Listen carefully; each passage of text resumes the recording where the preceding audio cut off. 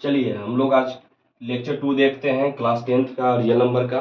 ठीक है, जिसमें हम लोग जानेंगे यूक्लिड डिवीजन लेमा के बारे में क्या है। ठीक है, तो थ्योरम जो होता है, थ्योरम होता है ऑलरेडी प्रूवन, मतलब जिसको हम लोग पहले से सिद्ध कर चुके हैं। जैसे क्या लिखा हुआ है कि two positive integer A and B, दो पॉजिटिव इंटीजर है, धनात्मक पूर्णांक है, जिनका क्या नाम है भैया, ए और बी है। चलिए ठीक है, there always exist some unique integer, जो एग्जिस्ट करते हैं, जो किसके साथ दिखाई देंगे, Q और R के साथ दिखाई देंगे। और जब इन चारों का मिलाप होगा, मतलब मीटिंग फॉर ईच अदर, तो एक फॉर्मूला का निजात होगा। जो फॉर्मूला बनेगा वो फॉर्मूला होगा A equal to B Q plus R.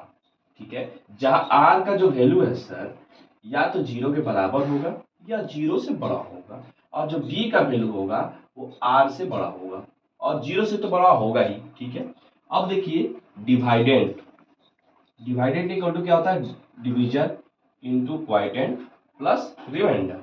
ठीक है, इसको हम लोग ध्यान में रखेंगे। ठीक है, चलिए, तो यूक्लिड डिवीजन लेमा का यूज करते हुए हम लोग पहला क्वेश्चन एग्जांपल का सॉल्व करते हैं। ठीक है, तो पहला क्वेश्चन सॉल्व करने से हैं तो जनरली क्या है, जो दोनों में छोटा होगा उसे भाग देते हैं, ये तो सभी को पता है। चलिए देते हैं 4052, ठीक है, 12576।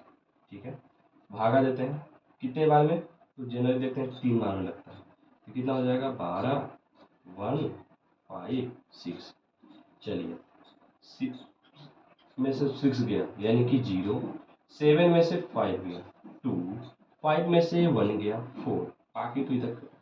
अब देखिए सर, ए वाला जो है इसको बोलते हैं हम लोग डिवीजर। इसको हम लोग क्या बोल सकते हैं सर, इसको अगर लिखना होगा तो कोई लिख सकता है, इसको बोलते हैं सर डिवीजर। ठीक है, ये जो बीच वाला है जिस पर हम लोग भाग देते हैं उसको बोलते हैं डिवाइडेंट।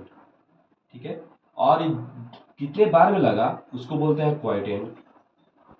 और जो बच जाता है सर, जो बच जाता है उसको बोलते हैं हम लोग रिमाइंडर। ठीक है, सपोज आप लोग को समझ में आया होगा। चलिए हम लोग आगे बढ़ते हैं।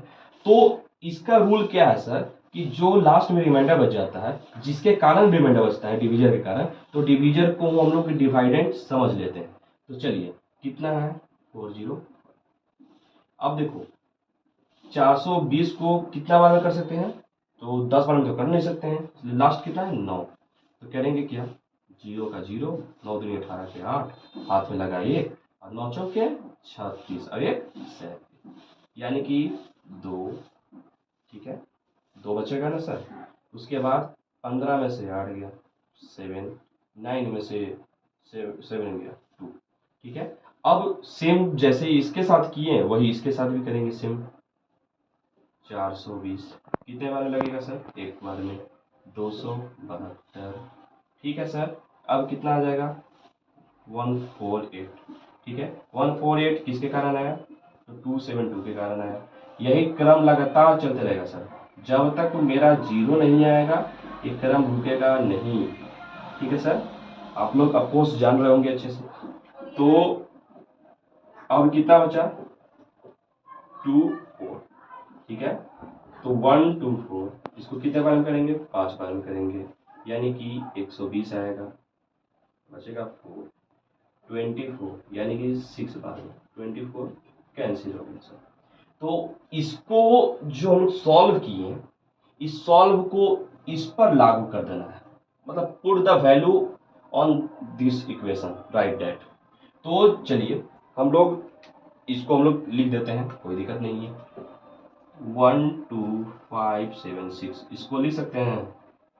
इसको हम लोग कैसे लिख सकते हैं, इसको लिख सकते हैं हम लोग 4052 कितने बार में, 3 बार में, कितना आया 420। ठीक है, उसके बाद 4052। ठीक है, 4052 को हम लोग क्या लिख सकते हैं, हम लोग लिख सकते हैं 420 इंटू 9 प्लस 272। अब इसके बाद अगला अगला क्या है सर, 420। तो 420 को हम लोग क्या लिख सकते हैं, तो 272 गुने 1 प्लस 148, ठीक है। अगला क्या है 272, तो 272 को हम लोग क्या कर सकते हैं 148 इंटू 1 प्लस 124, 148, ठीक है। इसको हम लोग क्या कर सकते हैं 124 इंटू 1 प्लस 24, ठीक है। और 124 इक्वल टू क्या लिख सकते हैं 24 इंटू 5 प्लस 4, और लास्ट में आपका आएगा 24, यानी कि 4 इंटू 6 प्लस 0। जब तक रिमाइंडर 0 नहीं आता है तब तक एक क्रम चलता रहता, ठीक है। अब ये जो है ध्यान से देखिए, ये पहला क्या है इधर वाला जितना भी है आपको ब्लैक में जो दिख रहा है सर, ये जो ब्लैक में दिख रहा है इसको हम लोग डिवाइडेंड बोलते हैं। जो ब्लैक में दिख रहा है उसको हम लोग बोलते हैं डिवाइडेंड, ठीक है। उसके बाद जो आता है फर्स्ट पोजीशन पे आता है, यानी कि जो बी की जगह पे आता है सर, उसको बोलते हैं हम लोग डिवीजर, ठीक है। जिसे भागा देने तो होते हैं उसको बोलते हैं क्वाइटेंट। ये जो है सर एक क्वाइटेंट आएगा, मतलब गुना के बाद जो आएगा सर वो क्वाइटेंट आएगा। और जो प्लस चिन्ह के साथ आएगा सर, प्लस के बाद मतलब ये सब वाला जो आएगा लास्ट वाला, इसी को हम लोग बोलते हैं सर रिमाइंडर। ऑफकोर्स आप लोगों को समझ में आया होगा। चलिए, तो अभी हम लोग सीख रहे थे क्या, ठीक है।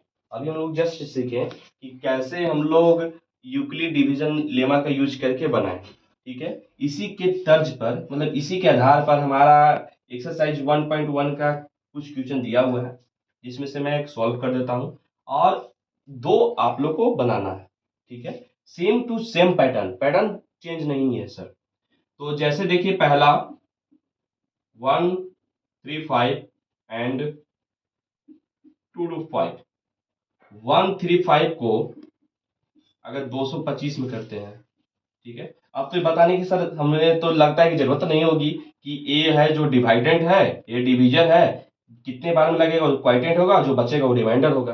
बार बताने की आवश्यकता तो है नहीं। तो देखेंगे कि 135 दूनी होता है 270, यहाँ तो नहीं है, यहाँ लिखेंगे कितना 135, ठीक है। 135 को करेंगे तो कितना बार में आएगा 90 बार में आएगा, 90 बचा। अब कितना है 135 कितने बार में है, एक बार में 90, 45, ठीक है, फिर 90, यानी कि कट गया। तो जो हमारा लास्ट में बचता है, ठीक है, उसी को हम लोग क्या बोलते हैं सर एचसीएफ। क्या बोलते हैं एचसीएफ। जैसे पिछले वाला में क्या था कि 4 बचा था, ठीक है। उस समय हम लोग बोले थे कि जो लास्ट में बचेगा वही एचसीएफ होता है, तो जो लास्ट में बचा था वो क्या है 45 है।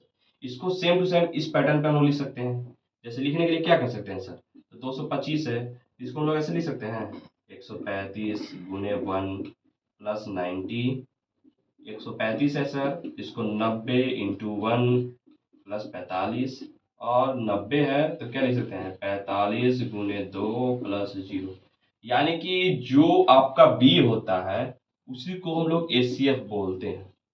जो क्या होता है सर, जो बी होता है, जो डिवीजन होता है, ही द रियल एचसीएफ, मतलब यही वास्तव में जो होता है एचसीएफ होता है। तो आप लोगों को करना क्या है सर कि इसी तर्ज पर दूसरा और तीसरा बना के लाना है। धन्यवाद।